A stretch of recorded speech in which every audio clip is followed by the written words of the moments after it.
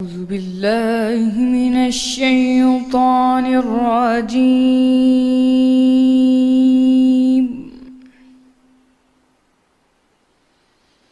بسم الله الرحمن الرحيم.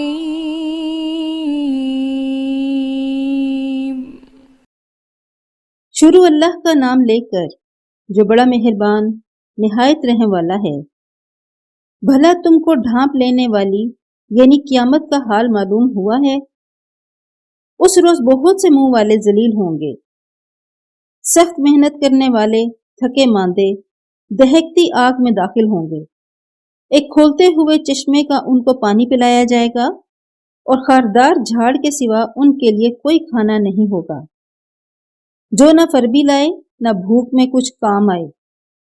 اور بہت سے منہ والے اس روز شادمان ہوں گے، اپنے اعمال کی جزا سے خوش دل، بہشت بری میں، وہاں کسی طرح کی بکواس یا بیہودہ بات نہیں سنیں گے۔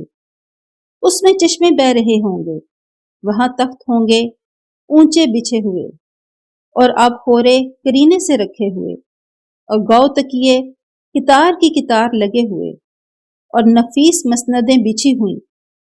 یہ لوگ اونٹوں کی طرف نہیں دیکھتے کہ کیسے عجیب پیدا کیے گئے ہیں، اور آسمان کی طرف کہ کیسا بلند کیا گیا ہے، اور پہاڑوں کی طرف کہ کس طرح کھڑے کیے گئے ہیں، اور زمین کی طرف کہ کس طرح بچھائی گئی۔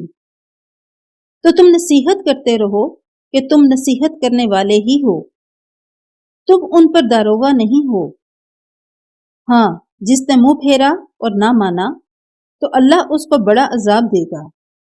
بے شک ان کو ہمارے پاس لوٹ کر آنا ہے، پھر ہم ہی کو ان سے حساب لینا ہے۔